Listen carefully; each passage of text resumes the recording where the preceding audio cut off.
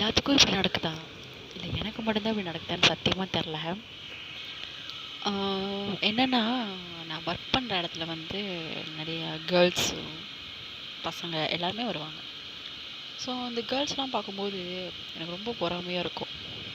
Because அவங்களாம் வந்து நல்லா அழகாக ட்ரெஸ் பண்ணி அழகான அக்சசரிஸ்லாம் போட்டு நீட்டாக டிப்டாப்பாக வரும்போது எனக்கு ரொம்ப பொறாமையாக இருக்கும்.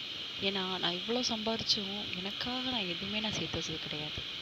எல்லாமே ஃபேமிலி ஃபேமிலி ஃபேமிலி இவங்களுக்கு மட்டும் தான் நான் கொடுத்துட்ருக்கேன். நான் அப்போவும் வந்து இந்த மாதிரிலாம் நம்மளும் வாங்கணும் அப்படின்னு சொல்லி நான் ஆசைப்பட்டு கடைக்கெலாம் போவேன்.